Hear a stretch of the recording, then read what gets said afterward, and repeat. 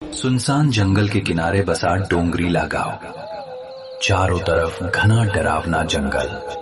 अमावस की काली रात थी। पूरा गांव एक अजीब सी खामोशी की चादर में दबा पड़ा था। बस दूर जंगल से कहीं कुत्तों के भौंकने की और सूखी हवा के पत्तों की आवाजें सुनाई दे रही थी। इसी गांव के बीच में बसा था एक छोटा सा घर, जिसमें भोला और उसकी पत्नी सुमन रहती थी। उस रात जब भोला रात में जंगल लकड़ी लाने जा रहा होता है। सुनो जी, आज अमावस की रात है और इस रात में भी आप लकड़ी लाने जंगल जा रहे हो। आज आप लकड़ी लाने जंगल मत जाओ, मुझे बहुत डर लग रहा है। अरे वो सुमन, तुम डर क्यों रही हो? अगर मैं लकड़ी लाने जंगल नहीं गया तो हमारे घर का खर्चा कैसे चलेगा?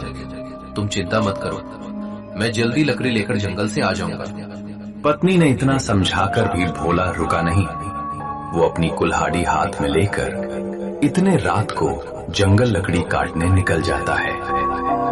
दूसरी तरफ उसी गांव के बीचों बीच पुराने बरगद के नीचे बनी रामू की चाय की दुकान से धीरे धीरे बुझती अंगारों की रोशनी में चमक रही थी। उसी चाय की दुकान पे बैठे थे गांव के 4-5 लोग। उनमें रामू, मोहन, गोपाल और गांव के सबसे बूढ़े शंकर काका भी बैठे थे। अरे आज ये कुत्ते इतना क्यों भौंक रहे बे? पूरा गांव इन कुत्तों की आवाजों से डर रहा है। मन्ने तो लग रहा है कोई आत्मा पिशाच बाहर घूम रहा है। अमावस की रात है ना आज?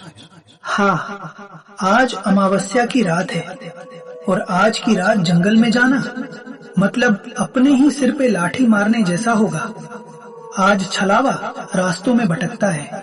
भाइयों, मैंने तो ये भी सुना था कि जंगल का छलावा रूप भी बदलता है, कभी कभी तो इंसान का रूप ले लेता है। सब लोगों की बातें चल ही रही थी कि उतने में दूसरी तरफ से भोला अपने एक हाथ में कुल्हाड़ी और दूसरे हाथ में एक लालटेन लेकर आने लगता है। लालटेन की कांपती लौ में धीरे धीरे भोला आगे आ रहा था। तभी चाय की दुकान पे बैठे शंकर काका बोले, अरे भोला, कहाँ चला इतनी रात को? आज अमावस्या की रात है। ये रात बिल्कुल ठीक नहीं है बेटा। पागल हो गया है क्या भोला? कौन आदमी अमावस की आधी रात को जंगल में लकड़ी काटने जाता है? रामू, अगर मैं लकड़ी लाने जंगल नहीं गया तो मेरे घर का खर्चा कैसे निकलेगा? इसी वजह से मेरा काम रुकता नहीं। घर में चूल्हा जलाना है, उसके लिए पैसा लगता है। पैसों के लिए मुझे मजबूरी में लकड़ी लाने जंगल जाना पड़ता है।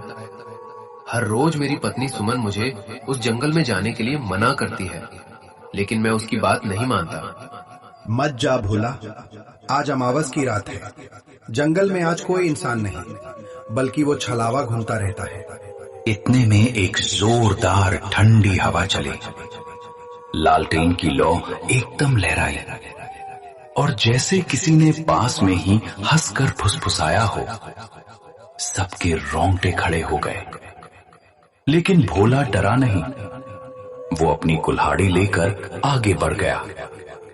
भोला चाय की दुकान से आगे निकल चुका था।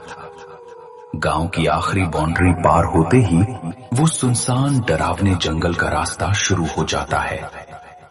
रात का अंधेरा और भी भयानक हो गया था। पेड़ों की टहनियां हवा में हिल रही थीं। जंगल की आवाज ऐसी आ रही थी कि मानो किसी इंसान की आवाज हो। भोला रुक जाता है। कौन है? कोई है तो सामने आ जाओ। पर जवाब सिर्फ सन्नाटा। तभी अचानक उसे दिखा एक परछाई आगे पेड़ से उतरकर खेत की तरफ चली गई, धीरे मगर इंसान जैसी चाल में। भोला ने हिम्मत की और बोला, कौन है रे? गोपाल तू है क्या? अगर कोई गांव का आदमी मेरे को डरा रहा है तो मैं डरने वाला नहीं हूं। सीधे तरीके से मेरे सामने आ जाओ, नहीं तो मेरे हाथ जो कुल्हाड़ी है उससे मैं तुम्हारा सर धड़ से अलग कर दूंगा। तभी वो काली परछाई वापिस आने लगती है और वो कोई और नहीं बल्कि भोला की पत्नी सुमन थी। भोला का दिल धक से रह गया। अरे सुमन, तू इस भयानक डरावने जंगल में इतनी रात को क्या कर रही हो? मैंने तुमको बताया था कि मैं घर जल्दी लौट आऊंगा। सुमन मुस्कुराई, मगर आंखें बिल्कुल ठंडी। लेकिन वो आवाज सुमन की नहीं थी, वो तो उस जंगल के छलावे की थी। घर चलो भोला, रात बहुत हो गई है। भोला एक कदम पीछे हट गया। उसी पल सुमन जैसी आकृति धीरे धीरे धुंध बनकर गायब हो गई। ये देख के भोला का खून जमने लगा। ये कौन था? ये तो सुमन नहीं थी, ये तो इस जंगल का छलावा था। तब भी भोला रुका नहीं, वो आगे बढ़ने लगा। जंगल के रास्ते से भयानक डरावने डरावने आवाजें आनी शुरू हो गईं। थोड़ी देर बाद भोला जंगल के बीच आ चुका था। अब उसको पीछे लौटने की हिम्मत नहीं हो रही थी, आगे जाने का डर अलग। अचानक उसे अपने पीछे किसी के चलने की आहट आई। वो पीछे मुड़ा, लेकिन वहां कोई नहीं था। ये सब देख के भोला जोर से चिल्लाया, कौन है रे? सामने आ। तभी एक बार और उसके पीछे धीमी खुरदरी आवाज आई, जैसे किसी 60 साल के बुड्ढे की आवाज हो। फिर से भोला पीछे मुड़ा तो अपने पीछे उसको उसी के गांव के शंकर काका दिखाई दिए, जो चाय के दुकान पे बैठे हुए थे। शंकर काका, आप इस वक्त इस जंगल में? आपने तो मुझे जंगल जाने को रोका था, तो आप इस जंगल में इतनी रात को क्या कर रहे हो? मैं तेरा ही इंतजार कर रहा था भोला। भोला, आज तुझे मेरे हाथों से कोई नहीं बचा सकता। आज तेरा शरीर मेरा होगा। ये सब देख के भोला पीछे हट गया। मुझे पता है कि तुम मेरे गांव के शंकर काका नहीं हो। मैंने तुमको पहचान लिया है, तुम एक जंगल के छलावा हो। अचानक शंकर काका का चेहरा पिघलने लगा। आंखें लाल, दांत लंबे और चेहरा किसी दानव जैसा। भोला डरकर कुल्हाड़ी लहराता हुआ भागा। छलावा पेड़ों से ऊपर नीचे कूदता हुआ उसका पीछा कर रहा था। भोला भागते भागते एक पुरानी खाई पर पहुंचा। आगे रास्ता नहीं था, पीछे से छलावे की हंसी। अब भोला के पास आगे जाने का कोई भी रास्ता नहीं था। न भोला पीछे जा सकता था, न आगे जा सकता था। भोला ने कांपते हुए हाथों से अपनी कुल्हाड़ी उठाई और बोला, आ जा, मैं डरता नहीं तुमसे। तुझे जो करना है कर ले। छलावा एक झटके में भोला का रूप लेकर सामने खड़ा हो जाता है।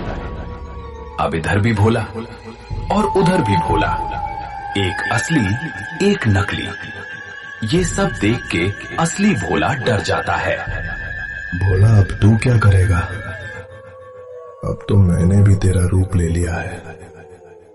अब कौन सा तू और कौन सा मैं? अब तो तुम्हारी पत्नी सुमन भी मुझे नहीं पहचान पाएगी। तभी अचानक छलावा भोला के ऊपर छलांग मारने ही वाला था कि पार्ट 2 देखने के लिए सब्सक्राइब कर कमेंट में पार्ट 2 लिखें।